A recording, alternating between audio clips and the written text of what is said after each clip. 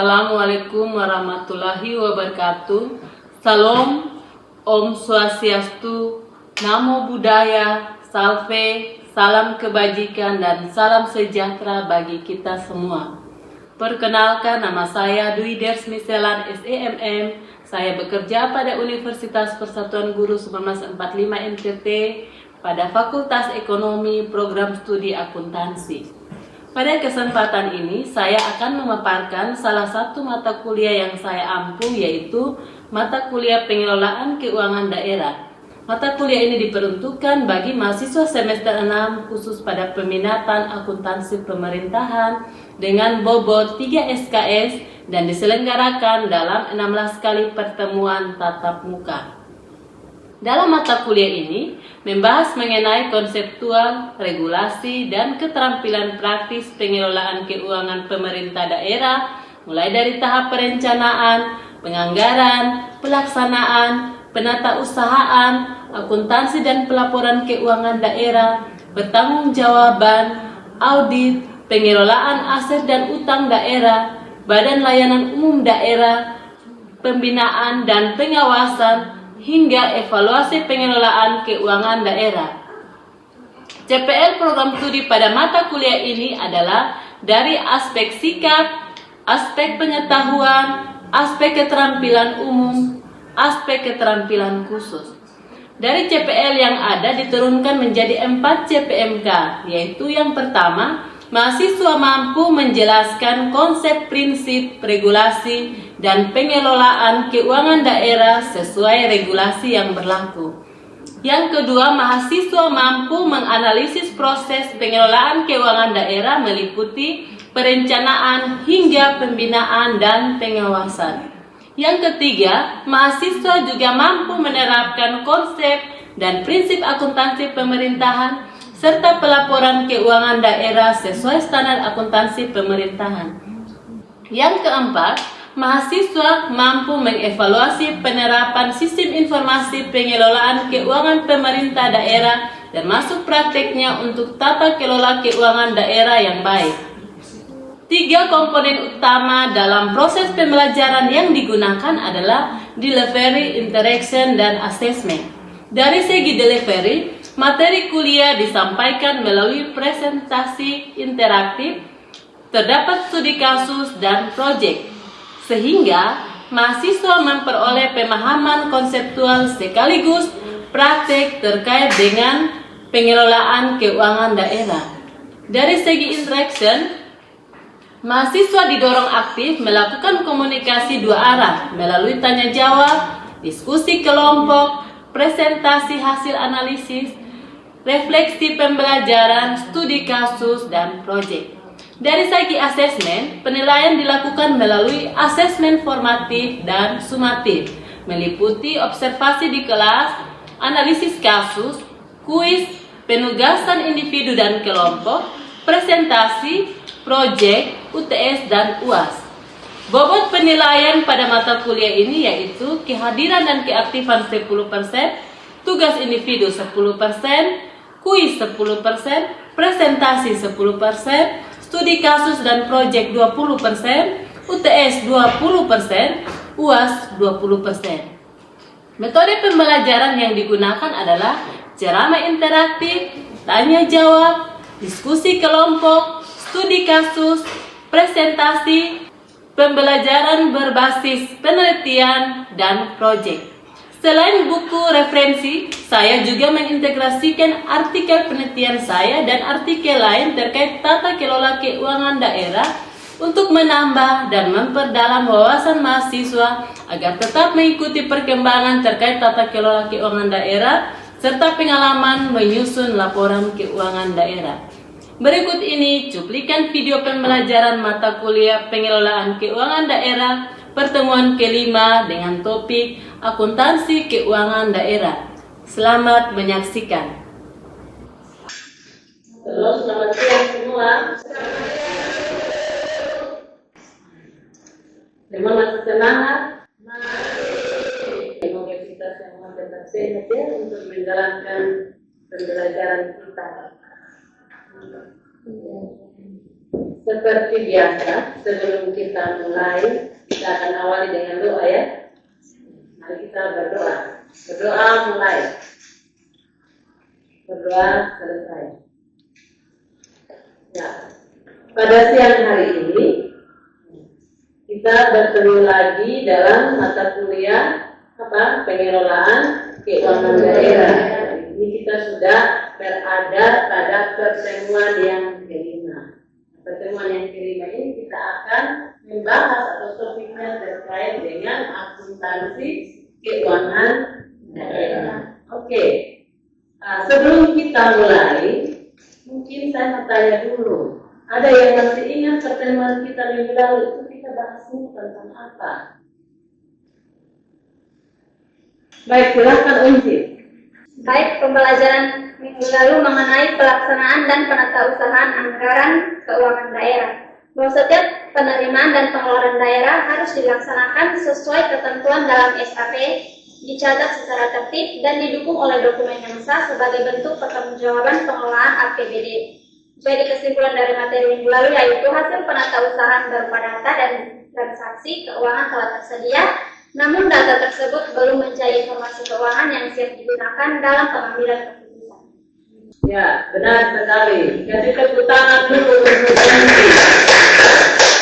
Jadi minggu lalu kita sudah membahas mengenai pelaksanaan dan penatausahaan anggaran keuangan daerah, di mana informasi yang sudah dibuat oleh SKPD itu masih, kalau masih mau dibilang masih mental, jadi perlu diolah lagi menjadi informasi akuntansi melalui pencatatan dan menghasilkan laporan keuangan.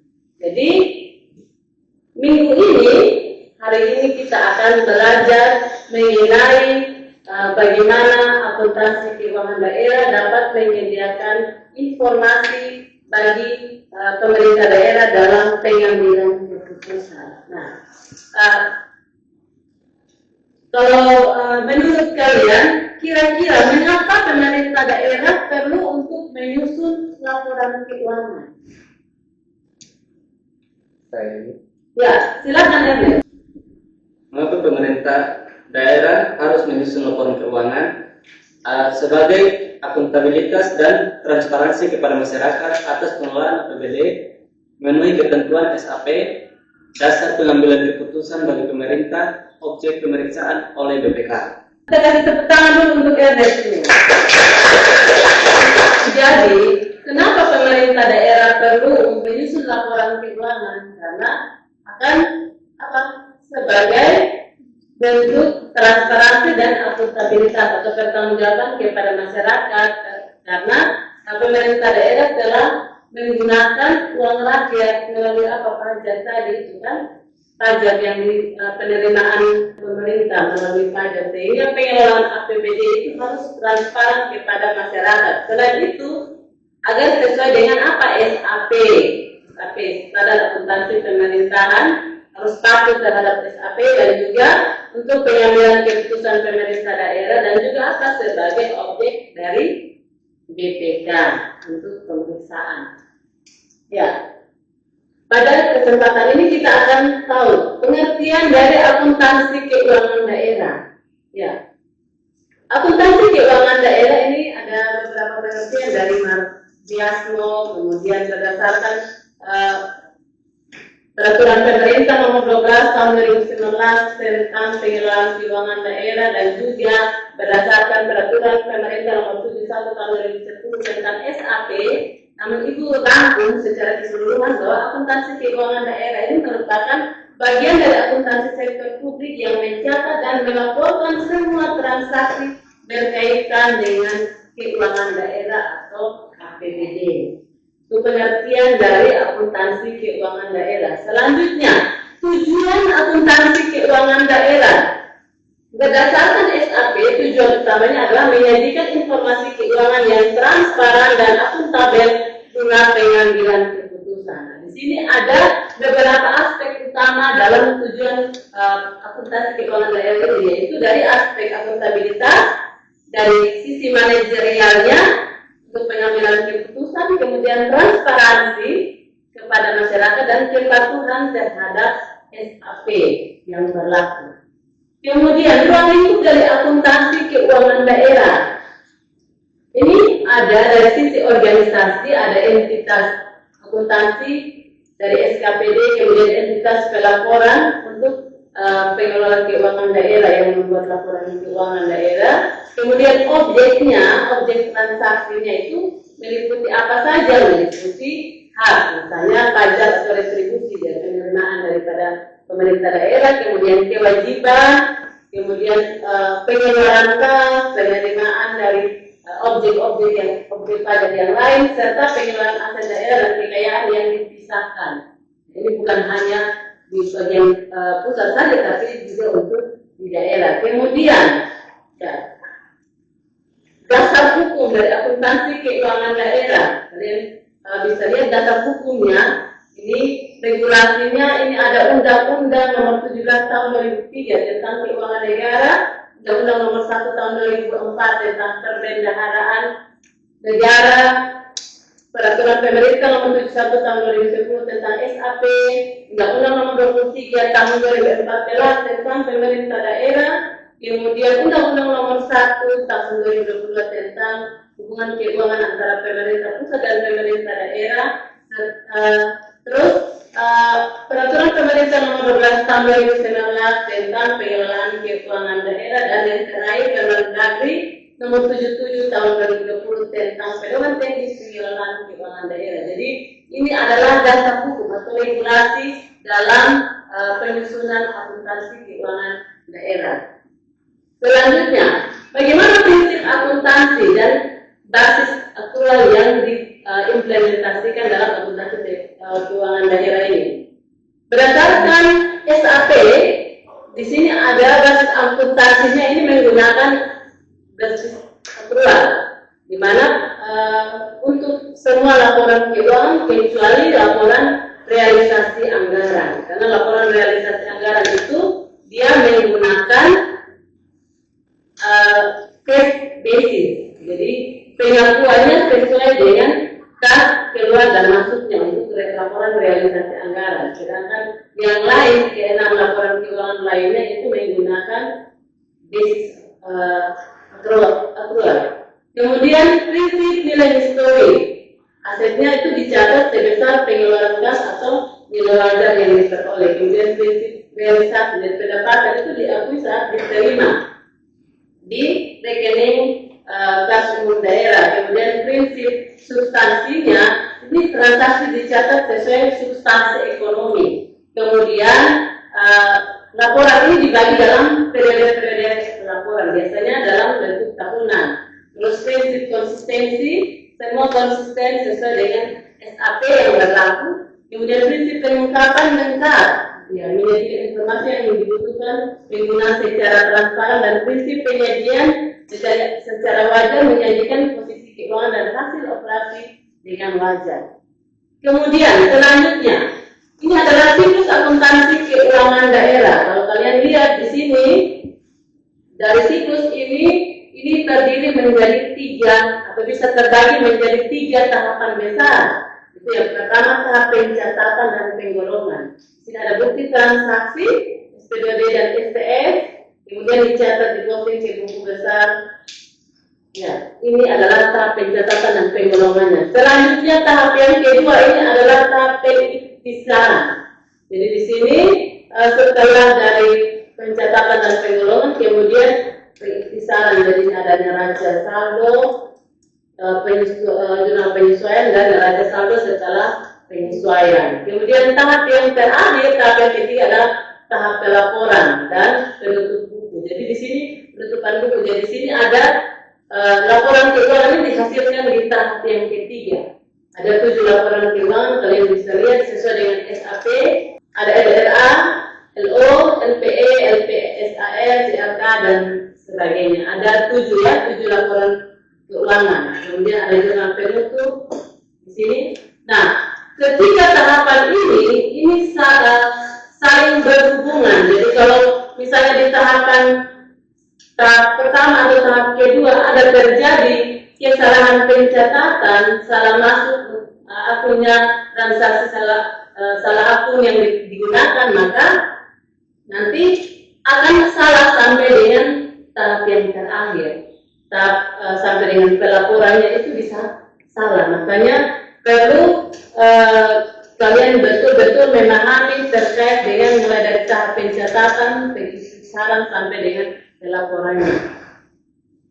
Selanjutnya pengakuan dan pengukuran. Jadi setelah kita tahu siklusnya, kita harus tahu kapan transaksi itu akan dilakukan pengakuan. Jadi pengakuan ini untuk menjawab apa? Pertanyaan kapan transaksi itu dicatat dalam laporan keuangan. Di sini ada beberapa prinsip pengakuan asal diakui ketika pemerintah daerah memperoleh manfaat ekonomi, kewajiban diakui ketika pemerintah memiliki utang atau kewajiban, kemudian pendapatan yang ada di LRA itu diakui saat kas diterima di RKUD, pendapatan yang ada di laporan operasional atau LO diakui saat hak pendapatan timbul, kemudian belanja diakui saat terjadi pengeluaran kas di RKUD, beban diakui saat manfaat ekonomi digunakan atau kewajiban telah timbul. Ini berdasarkan dengan SAP ya. Kemudian pengukurannya. Pengukurannya kalau tadi pengungkapannya, sekarang pengukurannya adalah bagaimana proses menentukan nilai rupiah atau jumlah yang akan dicatat dalam laporan keuangan. Berapa nilai yang dicatat? Ini menggunakan apa? Nilai historis. Jadi sebagai dasar utama untuk pencatatan jumlah berapa yang akan dicatat dalam laporan keuangan. Jadi ini misalnya harga perolehannya berapa untuk membeli kendaraan, jumlahnya berapa sampai dengan kendaraan itu bisa dapat digunakan sampai di tempat untuk bisa digunakan, maka itu akan dicatat sesuai dengan jumlah perolehan. Ini contoh transaksi, misalnya pemerintah daerah menerima pajak daerah sebesar 100 juta secara tunai dan masuk ke RKUD. Maka jumlahnya adalah apa yang berubah, kasnya di RKUD sebesar 100 juta pada pendapatan pajak daerah sebesar 100 juta. Atau contoh transaksi yang lain, misalnya dibeli komputer untuk kantor senilai 25 juta dan dibayar tunai. Nah, berarti kasnya kan berkurang loh, dibayar tunai. Jadi aset tetap peralatan dan mesin 25 juta di debit dan kreditnya adalah kas di RKUD sebesar 25 juta di kredit. Ya. Selanjutnya, ya. Kalian lihat kasus ini. Ada sebuah kasus di mana sebuah pemerintah daerah telah menggunakan SIPD atau Sistem Informasi Pemerintah Daerah, aplikasi ya, dalam pengelolaan keuangan daerah, meskipun seluruh SKPD telah melakukan pencatatan transaksi melalui sistem, namun laporan keuangan tetap terlambat disampaikan kepada pemerintah pusat dan auditor. Nah, di sini silakan kalian bentuk kelompok, kita akan diskusikan bersama kasus yang ada ini, kemudian nanti silakan kalian memberikan atau mempresentasikan hasil dari diskusi kalian. Silakan kalian duduk sesuai dengan ini, ada kalian bisa bagi menjadi 4 kelompok.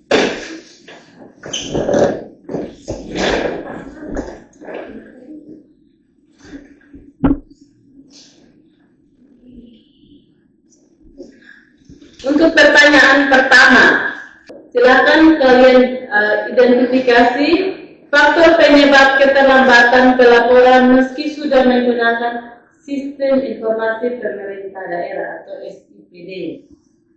Ya. Silakan dari kelompok mana yang mau menjawab? Kelompok 1, 2, 3, 4. Dari kelompok mana? Ya, silakan dari kelompok 1.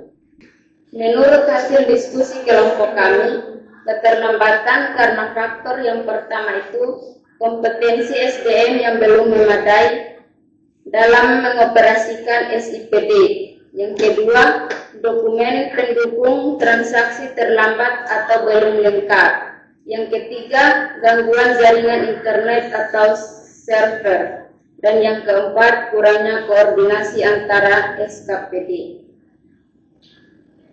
Ya, kita kasih tepuk tangan dulu untuk kelompok 1. Jadi menurut kelompok 1 bahwa faktor-faktor yang menyebabkan terjadinya keterlambatan pelaporan kepada pemerintah pusat, yang pertama adalah terkait dengan kompetensi SDM yang masih belum memadai ya. Kemudian yang kedua itu tadi menurut kelompok 1 adalah dokumen pendukung yang belum lengkap. Kemudian yang ketiga tadi menurut kelompok 1 adalah ya karena infrastruktur ya, jaringan internet yang masih belum memadai ya. Karena kita tahu bersama di NTT ini jaringannya memang belum merata untuk seluruhnya. Kemudian yang terakhir kurangnya koordinasi antar SKPD ya. Jawabannya tepat sekali. Dari jawaban kelompok 1, ada mungkin yang mau menambahkan, mungkin ada faktor lain. Dari kelompok yang lain mungkin punya pendapat yang berbeda. Silakan. Ya, silakan kelompok 4. Menurut hasil diskusi kelompok kami, bahwa keterlambatan karena faktor itu sebenarnya ada 6. Tapi kelompok 1 hanya menjawab 4. Jadi masih kurang 2. Yang pertama itu banyaknya revisi sehingga proses pencatatan tertunda, dan yang kedua itu beban kerja tinggi menjelang akhir tahun anggaran. Oke, kita kasih tepuk tangan dulu untuk yang sudah menanggapi jawaban dari kelompok 1. Baik, jadi dari semua yang sudah disampaikan oleh kelompok 1 maupun kelompok 4 semuanya benar dan tepat sekali. Dan ini juga sejalan dengan penelitian, hasil penelitian yang Ibu sudah lakukan sebelumnya. Walaupun Ibu lakukannya ini di pemerintah desa, tetapi ini sama, baik di pemerintah desa maupun di pemerintah provinsi maupun kabupaten itu semua juga disediakan sistem informasi. Kalau di desa namanya sistem keuangan desa, itu hampir sama dengan kalau di kabupaten dan provinsi itu SIPD, sistem informasi pemerintah daerah. Hanya beda tingkatannya saja, tetapi bentuk laporannya itu sesuai dengan SAP yang berlaku dan tujuannya juga sama. Nah, itu hasil penelitian Ibu juga sama. Ini ada semuanya sistem keuangan desa membantu pencatatan transaksi sesuai dengan ketentuan pemerintah, sesuai dengan sudah sesuai SAP, meningkatkan akuntabilitas pengelolaan dana desa, meningkatkan transparansi melalui penyajian laporan keuangan, mempermudah proses penyusunan laporan pertanggungjawaban.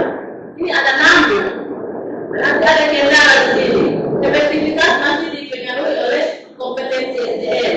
Maksudnya sesuai dengan yang tadi ya, kelompok 1. Kemudian ketersediaan jaringan internet yang terkait infrastruktur tadi ya. Kemudian kelengkapan dokumen administrasi. Ya.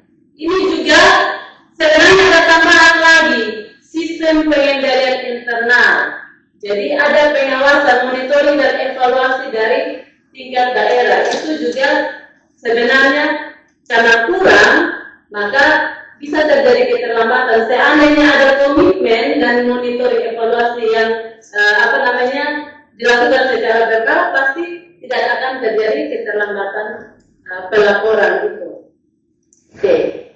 Ya, jadi dari semua yang sudah kita pelajari hari ini, kira-kira bagaimana kesimpulannya atau apa yang bisa kita ambil untuk kesimpulan materi kuliah kita hari ini? Bagaimana? Ya. Kesimpulannya adalah yang pertama apa? Akuntansi keuangan daerah adalah apa? Proses dalam menghasilkan laporan keuangan. Jadi laporan keuangan pemerintah yang berkualitas itu dari apa? Akuntansi keuangan daerah tadi ini yang kita pelajari hari ini. Kemudian penerapan akuntansi keuangan daerahnya bertujuan untuk apa? Untuk mewujudkan stabilitas, keadilan, efektivitas, dan efektivitas untuk mewujudkan akuntabilitas, transparansi, efektivitas, dan efisiensi dalam pengelolaan keuangan daerah. Dan yang terakhir adalah untuk keberhasilan menerapkan akuntansi itu tidak hanya ditentukan oleh sistem informasi saja, tapi apa dipengaruhi oleh kualitas kepatuhan akuntansi pemerintahan, koordinasi kerja, sistem pengendalian internal, serta pengetatan transaksi infrastruktur yang memadai. Jadi kesimpulannya itu ada untuk yang ketiga, keberhasilan penerapan akuntansi itu bukan hanya dari sistemnya saja, tapi kompetensi SDM-nya juga harus memadai. Kemudian infrastrukturnya juga harus memadai. Kemudian apa lagi? SPI-nya juga, sistem pengendalian internal juga harus dilakukan secara baik. Kemudian apa? Harus ada kepatuhan terhadap SAP-nya itu harus berjalan. Kemudian apa? Koordinasi antar SKPD itu juga penting untuk kelengkapan dokumen dan untuk pencatatan transaksi nantinya. Nah, di akhir perkuliahan hari ini, ya, Ibu ingin untuk kita sama-sama refleksi ya, kira-kira hal penting apa yang sudah kita pelajari atau adik-adik ini pelajari hari ini. Kemudian mengapa laporan keuangan daerah itu penting bagi masyarakat, dan juga kenapa jika kalian misalnya menjadi seorang kepala daerah atau pimpinan keuangan daerah, kira-kira apa yang dilakukan supaya laporan keuangan yang akan disampaikan itu tidak terlambat atau tepat waktu. Ya. Silakan. Ada? Ya, silakan Ernest. Dari materi hari ini saya memahami tentang bagaimana menyusun laporan keuangan daerah, siklus akuntansi keuangan daerah, serta pentingnya pengakuan dan pengukuran transaksi sesuai standar akuntansi pemerintah. Baik, menurut Ernest, yang hal penting yang dipelajari hari ini sudah belajar mengenai penyusunan laporan keuangan daerah, siklus akuntansi keuangan daerahnya, kemudian pentingnya pengakuan dan pengukuran transaksi keuangan daerah sesuai dengan SAP yang berlaku. Ya. Oke, nah di akhir perkuliahan kita ini ada tugas, ya ini tugas individu, nanti mencari contoh transaksi keuangan pemerintah daerah, kemudian jelaskan jenis transaksinya apa, kapan transaksi diakui menurut SAP, bagaimana pengumpulan dan seterusnya sesuai dengan SAP. Nanti dikumpulkan minggu depan, nanti diketik ya yang rapi sesuai dengan ketentuan yang ada. Jadi dari akuntansi keuangan daerah ini bagaimana nanti kita menyusun laporan keuangan daerah secara rinci, nanti kita akan pelajari di minggu depan. Kalian tetap semangat belajar. Dan terima kasih untuk partisipasi kalian pada siang hari ini. Salam, selamat siang. Kita akan akhiri juga dengan doa. Kita berdoa ya. Doa mulai, doa selesai. Ya. Terima kasih semua. Salam, selamat siang. Selamat siang.